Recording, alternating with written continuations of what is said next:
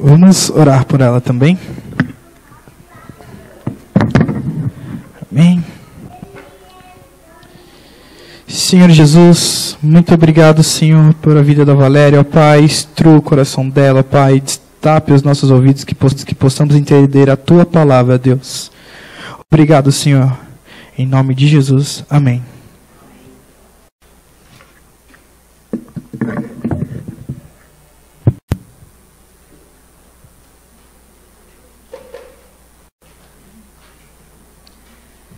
Graça e paz aos irmãos e irmãs, gente amada, que eu tenho saudade também, né? É muito bom ver cada um aqui. E hoje o texto que eu tenho trabalhado, e que Deus tem trabalhado comigo essa semana, é um texto que é interessante porque 25 anos atrás, eu me lembro, que eu preguei esse mesmo texto. Quer dizer, eu era muito criança, né? Eu era adolescente. Então, vamos falar sobre que idade eu tinha. E essa semana eu estava pensando sobre como a compreensão do que ele significa foi mudando ao longo do tempo e se aprofundando também. Eu tinha, acho que uns 14 anos, mais ou menos. E essa semana, tudo eu passei pensando em, puxa vida. Acho que um dos pontos centrais do que o texto fala que não é servir a Deus, é o que eu fiz durante bastante tempo. Mas a gente conhece e prossegue hoje, ele é completamente novo, de uma certa forma. Mas, ao mesmo tempo, é aquele velho texto que fala comigo desde criança. São as coisas incríveis da palavra de Deus. Ele fala com a gente desde cedo, mas ele se renova. E, enfim, estar aqui novamente diante dele, passar novamente essa semana, já há um tempo, olhando para ele e relendo, eu fui lembrando um pouquinho do como ele mostra um pouco do que foi uma caminhada ao longo do tempo, até chegar a entender que sim, Miqueias tinha razão. Miqueias 6 e 8, um versículo só, que muita gente conhece de cor, eu pelo menos lembro de cor sempre, tanto que eu preguei 14 anos, eu preguei sobre ele. Miqueias 6 e 8 é um dos textos dos profetas menores que a gente mais conhece. Ele diz: ele te declarou, ó homem, o que é bom. E o que o Senhor pede de ti? Que pratiques a justiça, e ames a misericórdia, e andes humildemente com o teu Deus. É um versículo pequeno, curto, mas ao mesmo tempo que encerra muita coisa. Quando a gente começa a olhar para o contexto em que Miqueias fala isso. São anos extremamente turbulentos, anos que então, assim, Jerusalém está quase caindo definitivamente para o povo para o exílio e tudo. E é muito complicado. É um período que vai de Jotão a Ezequias. E Jotão, o primeiro rei, Ezequias o segundo e Ezequias o terceiro, são os reis durante os quais Miqueias profetiza. E do norte tem um rei com o nome apropriado de Peca. Tem invasão, tem idolatria, tem recaída. E a gente olhando, começou a olhar, eu olhei lá no versículo 1, quando fala, o período em que Miqueias profetiza, e comecei a pensar que aquele tempo que é tão distante de nós, ao mesmo tempo parece tanto como as coisas que a gente vê. Hoje, comentando com a Alessandra, quando aparecem alguns amigos nossos, parece que o modelo assim encaixou em algumas pessoas que a gente conhece. Jotão, por exemplo, Jotão é um homem que, a palavra quando fala dele, assim, e esse período que Miqueias prega, a gente vai ver lá em 2 Crônicas, lá nos 27 até o 33, mais ou menos, 2 Reis também, a gente tem uma ideia de como era, quem eram esses reis que ele fala. O Jotão, ele não era idólatra, ele foi um homem reto, primeiro rei. Aqui diz que ele fez o que o Senhor aprova, tal como seu pai, mas, ao contrário deste, não entrou no templo do Senhor, e o povo, contudo, prosseguiu em suas práticas corruptas. Olhando assim, falei, não, interessante, porque ele é um homem que tem uma devoção pessoal muito forte. Ele faz o que o Senhor aprova. Mas, ao mesmo tempo, ele não pisa o pé no templo. E olha que ele reforma os portões e os muros. Mas ele não pisa no templo. Ele resolve servir a Deus sozinho. É aquela devoção. Eu e Deus, na minha casa, eu oro, eu leio a palavra, eu cumpro os preceitos e está tudo bem. E, enquanto isso, o povo prosseguiu em suas práticas corruptas. Já viram alguém assim? Agora eu vou, vou ser crente em casa, eu faço minha oração, leio a minha palavra, igreja não dá certo, até contribuo para alguma coisa se tiver, mas eu no meu cantinho. Se o mundo está caindo, ok. Se tem gente sem ouvir falar de Jesus, ok. Se tem gente que precisa ser exortado, ok. Eu e Deus aqui, é como se a cruz tivesse apenas essa madeira do meio. Sou apenas eu e Deus. E não importa o que está acontecendo ao meu lado. Quando eu comecei a ler sobre Jotão, comecei a pensar sobre como conhecemos hoje, aliás, como existe gente pensando e agindo assim. Eu conheço pessoalmente muitos. Agora é uma relação minha com Deus, a espiritualidade ela é privada, eu não preciso de igreja, eu não preciso falar para ninguém, eu não preciso anunciar para ninguém. O importante é que eu e Deus estamos bem. Mas será que é isso que Deus tem? Será que essa é a vida plena que Deus tem para a gente? Miqueias vai profetizar nesse momento, e a avaliação que ele faz desses 3 reinados não é boa. Isso inclui Jotão, que mesmo tendo reformado uma parte do templo, o portão e os muros dentro, diz que ele não entrou. Olha que coisa interessante. Contribuo, mas não entro. Eu reformo, eu pago, mas eu não vou. Mesmo tendo essa questão de reformar, ele não entra no templo. Fiquei pensando como ele conseguia servir a Deus no cantinho dele, completamente, bom, se não era a igreja na frente, seria desentemplado? Será que dá? Será que é isso? Será que a vida com Deus é isso que Deus quer? E não espanta que depois dele, Acás, o filho, tenha sido, assim, o supra-sumo do fundo do poço. Quando a gente pensa em alguém horrível, Acás se encaixa muito bem. Jotão morreu e Acás deixou a sua marca. Acás misturou tudo aquilo que não podia misturar. Tudo. Ele reformou o altar, reformou o templo, reformou. Ele foi para a Síria, viu um altar pagão lá, tirou o modelo e mandou o sacerdote fazer um altar igualzinho a um altar pagão. E se a gente lembra do que a história mostra na palavra de Deus, os altares do Senhor, os utensílios para o culto, Deus havia dado modelo. E aí ele vê uma coisa lá fora e ele traz para dentro do templo. Eu quero um altar assim. Ele começa a fazer uns intercâmbios, umas misturas extremamente perigosas. Ele faz altar para tudo quanto é Deus, para tudo quanto é coisa, isso que ele sacrificava no templo, nos templos pagãos, nos altares idólatras, nos altos, em tudo quanto era lugar.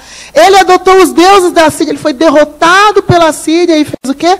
Adotou os deuses deles. E ele ia nessa mistura de oferecer holocausto para tudo, de cultuar a tudo.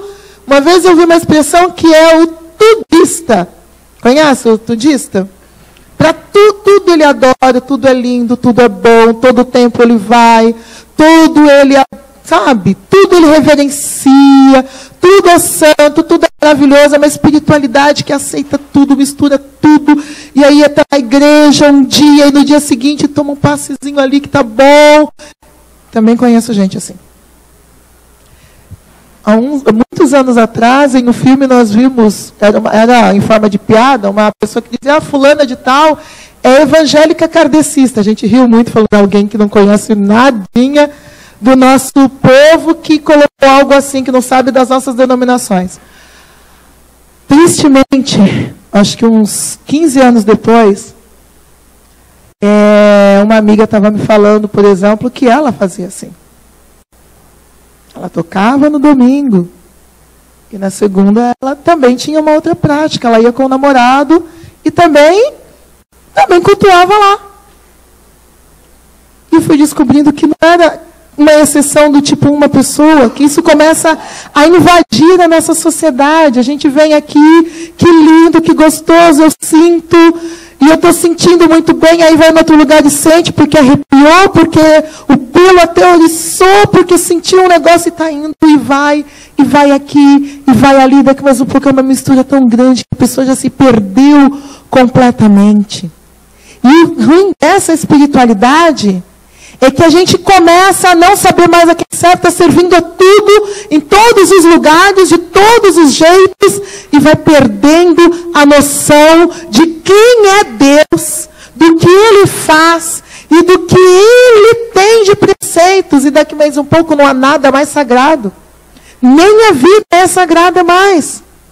Acás desceu tanto nesse tudismo, de adora isso, adora aquilo, vai ali, vai acolá, que a Bíblia fala que ele queimou os filhos. É horripilante. Tão baixo desceu, que ele queimou os filhos para outros deuses. Ele queria, aqui diz, está lá em 2 Crônicas 28, de 1 a 5, tem um versículo que diz, ofereceu sacrifício e queimou incenso no altar, depois de toda a árvore. Aqui, chegou até a queimar seus filhos, ainda mais de um. Seus filhos em sacrifício, imitando os costumes detestáveis das nações. Sabe por quê? Porque o Senhor, quando nós o servimos, Ele tem um caráter que fica impresso em nós. E Ele tem um caráter que faz com que nós nos pareçamos com Ele. E se Ele santifica a vida, nós começamos a santificar. É por isso que na caminhada da igreja, nós temos tido, sim, um costume de estar ao lado dos vulneráveis, dos pobres, das crianças e das mulheres, porque sim, isto é herança da palavra. Quando a gente olha que somos a imagem e semelhança de Deus, nós começamos a lutar para que essa imagem não seja vilipendiada. Mas quando a gente perde a referência e começa a adorar tudo e qualquer coisa, a gente abre uma porta que a gente não tem ideia do tamanho do abismo. Acás queimou os filhos em sacrifício. Porque ele queria vitória na batalha, porque ele queria bênçãos, porque ele queria bens. E tudo que ele conseguiu foi terminar a vida exilado, vendo a cidade derrotada e vendo a casa real arrasada. Foi isso que ele conseguiu. Então, foi um reinado terrível. Terrível, terrível. Ezequias, o terceiro rei desse período aqui, depois de ver tudo aquilo, ele foi um reformista, um avivalista. Ele reformou não apenas o templo, ele reformou o culto. Ele trouxe os sacerdotes de volta para adorarem a Deus, trouxe os levitas de volta, trouxe o povo de volta para o templo, e eles começaram a adorar a Deus novamente. Ele se esforçou para que todos pudessem ir, e eu falei disso numa outra pregação aqui. Ele chegou a adiar em 1 mês a Páscoa, para que as pessoas tivessem condições de ir. E ele reforma, ele chama, e há um avivamento naquele tempo, e as pessoas quebram os altares, e o templo de Deus se torna novamente lotado. E produz um avivamento tremendo. que no primeiro ano do reinado ele reabriu as portas do templo e as consertou. Mas, por que então Miqueias vai falar sobre tudo que ele fala no seu livro e vai perguntar o que Deus requer de nós? Por que essa palavra? Porque mesmo no reinado de Ezequias, a questão não foi a Páscoa, que foi a Páscoa que é dito que desde Salomão não se via algo assim. A questão é o dia seguinte, é o day after. E para um povo que já estava acostumado a adorar a Deus num dia e aí outro lugar em outro dia, para um povo que já estava acostumado a nem ir ao templo, para um povo que já tinha misturado tanta coisa, voltou o culto, voltou a ter sacerdote, voltou a ter levita, mas o que não voltou a ter como deveria foi a adoração a Deus no dia a dia.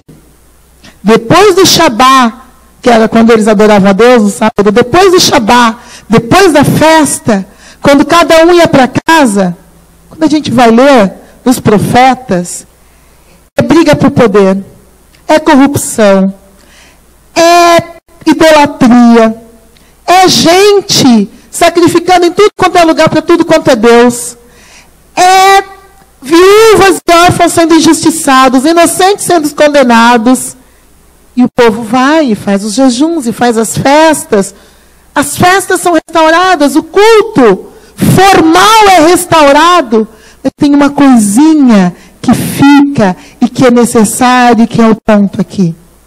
Culto a Deus não é apenas a formalidade, não é apenas a cerimônia, não é apenas o cântico. E a gente tem descrições de cantos belíssimos, a gente tem descrições de pompa, mas... E o dia seguinte? Nos corações das pessoas, os ídolos continuavam lá. Não haviam sido quebrados.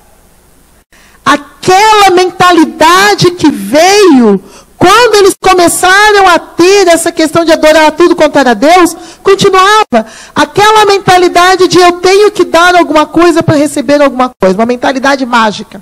Eu tenho que dar para receber. A minha adoração é por interesse. O que eu quero, o que eu preciso entregar. É quase como pagamento pela bênção. Porque no paganismo é assim. O que você quer? Você faz um trabalho. O que precisa? Qual é o preço? Qual é a promessa feita? O paganismo, a mentalidade mágica trabalha assim. O que eu quero e o que eu preciso entregar para ter o que eu quero. Uma relação de troca, uma relação mercantil. Só que com Deus não é assim. Essa é o problema. E aí eles estavam assim. Bom, ao Deus da chuva, no domingo, no Shabá eu fui adorar a Deus, mas aí no dia seguinte fui lá para fazer um acordo comercial e o meu companheiro de missão, ele é de comércio, ele adora a um Deus da chuva, então eu uma passadinha no templo dele também, para honrar o Deus dele, não faz mal. Uma passadinha lá no templo da Astarote também não... O que faz? É uma aliança de família, né? A família casamos e tudo, a minha filha. Que mal faz? Que mal faz? Que faz aqui, tenha festa. Todo mundo está fazendo os bolos para a rainha dos céus. Aí a gente faz um bolinho também. E a gente vai vendo que os profetas começam a descrever que a adoração é assim. Fazem jejuns, fazem as festas de lua nova, mas fazem os bolos para a rainha do céu, mas vão adorar a Astarote, mas vão clamar a Baal, mantêm sacerdotes de Deus e de Baal, e eles estão mantendo tudo, e está tudo bem. Não faltava religiosidade, era uma religiosidade tal que eles começam a adorar a vários deuses ao mesmo tempo, em pé de igualdade. E não apenas algo do tipo, eu quero algo e eu dou algo para receber, mas também o medo de ser punido por algum desses deuses. E aí, então, diante de tudo isso, Miqueias, depois de falar, no capítulo 6, ele vai falando em desespero, olha, o que eu vou, com o que eu posso apresentar a Deus? Como eu vou inclinar diante desse Deus tão grande? Mas aí no 8 ele vai dizer, ele declarou o que é bom e o que o Senhor pede de ti. Que pratiques a justiça, ames a misericórdia e andes humildemente com teu Deus. Ele, o próprio Deus, o que Miqueias está dizendo o que Deus está pedindo? Não é nada tão complicado, não é nada do outro mundo, mas é uma coisa extremamente séria.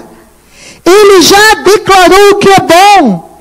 Ele já falou, ele já deixou preceitos. A gente não precisa mais tentar entender, inventar, colocar a palavra na boca de Deus, ou ficar procurando por tudo quanto é profeta, em tudo quanto é lugar, que tenha revelação nova, que tenha a unção nova, que tenha o sei lá o que novo.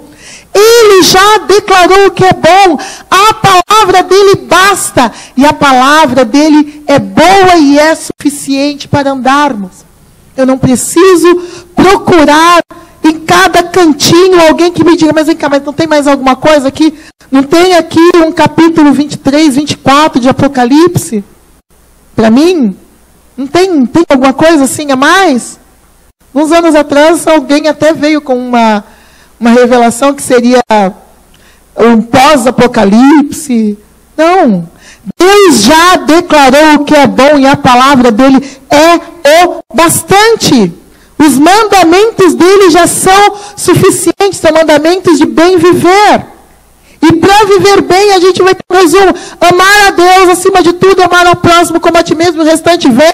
Jesus já falou, é consequência. Porque se eu estou amando, eu não estou mentindo, eu não estou roubando, eu não estou cobiçando. Basta a palavra dele. Eu preciso conhecer, se ele já declarou o que é bom, eu preciso conhecer. Eu preciso saber o que está aqui. E não andar de ponto em ponto buscando a nova revelação, o ultra novo profeta, apóstolo, super abençoado, patriarca que tem diretamente do trono de Deus um novo anúncio. Ele já declarou. Em tempos pós-modernos, em que cada um tem uma revelação, uma unção, um sentimento, a gente precisa voltar para a palavra de Deus, porque ele já declarou o que é bom. E agora, ele declarou o que é bom, o que ele pede? Pratique a justiça e ames a misericórdia. Justiça e misericórdia sempre juntas.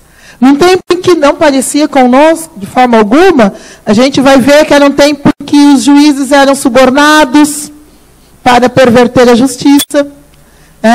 A gente vê que eram tempos em que havia fome, mas havia pessoas desperdiçando e nadando em dinheiro e oprimindo. A gente vê que havia governantes que não davam a mínima para a vida. Eram tempos muito diferentes dos nossos, que a justiça havia se transformado em injustiça. Mas, no meio disso tudo, ele diz a gente.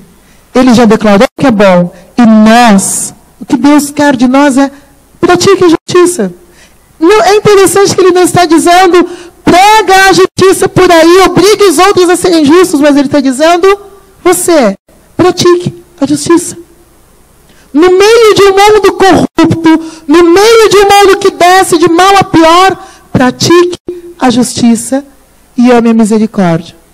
Porque nessa corrupção toda, se a gente não amar a misericórdia, não exercer a misericórdia, a gente sucumbe, que a gente acaba descobrindo que justiça mesmo, nem a gente consegue se não for pela graça de Deus. A gente deve agir corretamente e ter um olhar de misericórdia e de graça para esse mundo que está indo de mal a pior. Também como naquela época. Porque o olhar de Deus ainda é um olhar de graça. Não é revidar na mesma moeda. E não é dar o dízimo da hortelã e deixar alguém com fome, não é salvar a vida do jumentinho e deixar o aleijado sem cura, porque nesse dia eu não posso, porque é sábado. Não, é andar de forma justa e com um olhar de misericórdia. E por fim, a grande questão, praticar a justiça, amar a misericórdia e andar em humildade com Deus. Para praticar justiça e misericórdia, a gente só precisa de uma coisa. Não é o que eu tenho para dar para Deus. Não é por medo do que Ele vai fazer. É relacionamento. É andar com Ele. Andar com Ele. É só isso, é tão simples. Ao mesmo tempo parece tão complexo, porque a gente parece disposto a seguir tanta gente, tantos deuses, tantas práticas. Mas o que Deus pede é que Ele quer que a gente anda com Ele de uma forma humilde. Não andar com Ele dizendo, mas Senhor, eu sei exatamente o que o Senhor deve fazer. Mas andar com Ele sabendo que diante da glória dEle, nós não somos ninguém, nós somos uma criança que não sabe para onde ir, mas Ele sabe. É andar e nos relacionarmos com Ele, sabendo que os caminhos dEle são mais altos do que os nossos. Então, ok, se eu não sei, ok, se Ele disse, sai da tua terra e da tua parentela e vai para a terra que eu vou te mostrar.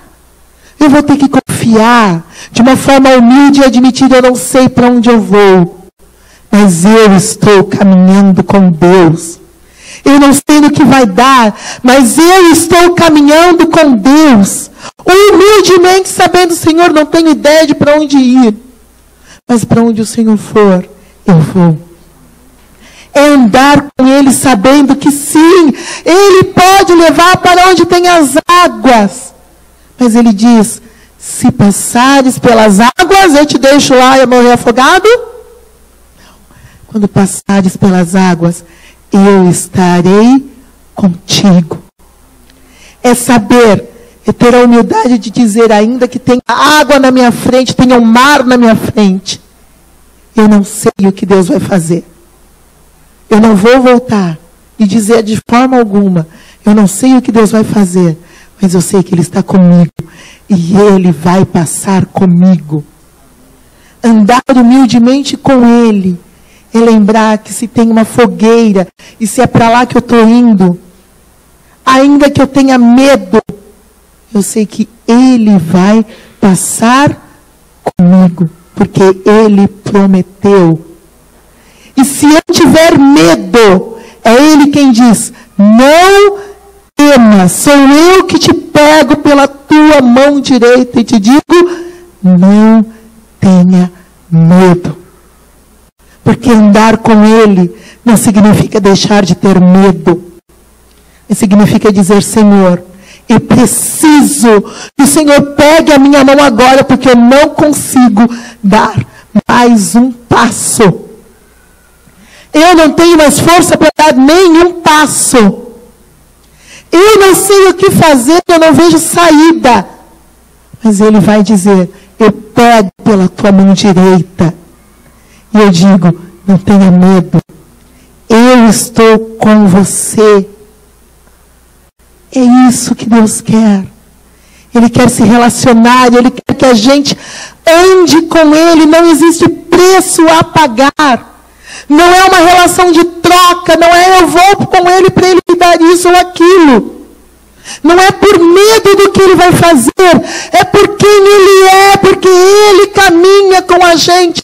E não há nenhum Deus, nenhum outro Deus desses inventados por aí, que possa caminhar e se relacionar com a gente. Não há preço a pagar que cubra o que é a gente andar com Deus. E no meio do momento de maior dor e de maior dúvida e medo, saber que Ele está segurando a nossa mão. E que Ele não nos abandona na fornalha, Ele não nos abandona no deserto, Ele não nos abandona no mar. Ele vai com a gente para onde for. E Ele nos leva. E Ele nos leva até aquele lugar que a gente não imaginou. Por quê? Porque aquilo que Ele preparou para nós. Nem os olhos viram e nem os ouvidos ouviram. E quando a gente resolve andar sozinho, a gente vai para um lugar que a gente conhece, que a gente está vendo e que a gente sabe. Mas o que Ele tem para nós é muito mais do que o que a gente viu. É mais alto. Deus quer relacionamento baseado na graça. Isso é aquilo que Miqueias está dizendo. Gente, Deus quer relacionamento no dia a dia. Não basta, como Jotão, ter aquele relacionamento do eu com Deus pessoal, eu no meu cantinho, eu cumprindo os preceitos, não vou ao templo, não falo para ninguém, porque o relacionamento com Deus transborda. E Deus nos leva a levar as boas novas. Deus nos leva a estar com o seu povo. Deus não nos leva ao isolamento. Deus tem uma família, uma comunidade para nós. Jotão se isolou, mas hoje o que Deus tem a dizer é: não se isole, não desista da igreja, não desista do corpo de Cristo, porque Ele quer se relacionar. E o relacionamento não é apenas Ele e você, é um relacionamento como é o da cruz. Ele tem uma dimensão horizontal, tem família, tem pessoas, nós não vamos sozinhos. Ele vai conosco e Ele vai levando cada um que caminha com Ele. Também não é um relacionamento como a religiosidade tudista de Acaz. Deus não nos leva pela mão, enquanto da outra mão está dada para algum Baal da vida. Deus exige uma coisa, é andar humildemente com Ele e mais ninguém. Então é compromisso de dizer: eu vou servir a Deus. Não é ser tudista. É lembrar que existe um único Senhor e um único Deus. E falar é para Ele e somente para Ele a minha fidelidade. Porque quando a gente perde isso de vista, a gente pode entrar numa espiral de decadência terrível. Sempre acontece quando a gente está conversando. Às vezes tem um bar do lado da igreja na Betânia, e não é incomum, eu sempre passo ali, convido, e de vez em quando aparece alguém, dá um prato de comida, alguma coisa. Olha, domingo passado mesmo, olha, já regi um coral com 600 pessoas. Mas comecei a ter umas práticas ao mesmo tempo, e fui, quando eu vi, eu estava afastado. E agora, a gente ouviu, estava ouvindo no domingo, ele dizia: agora eu estou aqui, eu não sei se eu tenho o dia de amanhã, eu não tenho lugar para viver, eu não tenho lugar para morar, e eu me pergunto quando eu vou conseguir voltar, que eu não tenho mais forças. Sabe quando isso começa? Uma festinha aqui, um golinho ali, não tem problema. É uma relação comercial, é uma soci. E daqui mais um pouco a gente está adorando a cada um dos deuses, a família foi embora, a gente está sacrificando tudo. Não é isso que Deus quer. Ele quer um relacionamento e é pessoal, é com Ele. E também não quer o relacionamento do povo da época de Ezequias, que ia para o templo, cultuava, era aquela bênção tremenda, mas o dia seguinte estava na mesma. Como quem vai, às vezes a gente tem, eu brinco que hoje tem o crente do evento. Está no congresso, tem um encontro, tem um congresso, tem um acampamento, é uma bênção, e chora, chupa cana. E chega no dia seguinte, na segunda-feira. Como é que fica? O que acontece na segunda-feira? Na terça, na quarta? O relacionamento com Deus, ele não dura apenas no momento do louvor, ele não dura apenas no momento do congresso, do encontro, da conferência, do evento, do acampamento, do que quer que seja. O relacionamento, o andar com Deus, é andar no dia a dia, é andar com Ele quando eu estou estudando, quando eu estou trabalhando, quando eu estou dormindo, é andar com Ele quando eu estou no hospital, é andar com Ele quando eu não vejo saída. É andar com Ele quando está tudo bem, mas eu me lembro que foi Ele que me colocou lá. É andar todos os dias, e não como naquela época havia as pessoas que iam sim, participavam sim de uma tremenda celebração de Páscoa, mas continuavam a viver a vida como se Deus não existisse no dia a dia. O que Deus quer é isso. Sabe? Que eu acho o maior título que pode ter, uma vida que eu acho linda. Enoque tem uma biografia que diz: andou Enoque com Deus. Sabe a biografia mais linda? Andou Enoque com Deus. É uma aventura andar com Ele. É uma aventura tremenda. Os discípulos foram chamados a andar com Jesus. E eles não tinham ideia. Eles passaram por medos. Eles viram o mar encrespando. Eles viram momentos em que não tinha pão. Eles viram gente sendo curada. Eles passaram pelo medo de perder a Jesus. Quando Jesus morreu. E viram a alegria da ressurreição. Porque eles andaram com Jesus. E Jesus continua chamando. Chamando a maior aventura que a gente pode ter. Ele não promete que não vai haver um mar, nem vai haver deserto. E nem mesmo que não vai haver fogueira. Ele não promete que o mar não vai estar realmente bravo, tremendo, e que a gente não vai correr risco de afundar. Ele não promete um mar tranquilinho.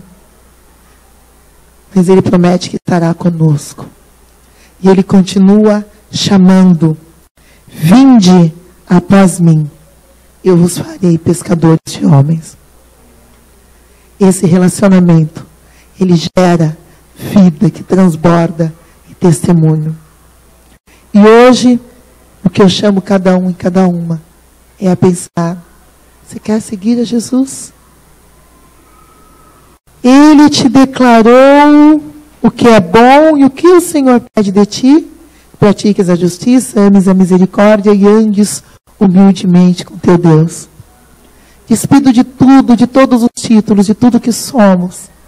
Ele está nos convidando a andar com Ele, a vir atrás dEle. Venham após mim, porque Ele tem para cada um uma coisa, para cada um que aceitar o chamado de andar com Ele. Ele tem uma aventura tremenda que você nunca pode imaginar. Quero te convidar para um momento para baixar sua cabeça e para ouvir novamente. Talvez você já tenha dito um sim para Jesus há tempos atrás, ou talvez você nunca tenha tido, e hoje é uma oportunidade de dizer sim para esse chamado. Hoje é uma oportunidade para atender quando Jesus diz: venham após mim. E também é um tempo de lembrar para aqueles que já atenderam que um dia Ele te chamou para caminhar com Ele, e Ele continua caminhando com você.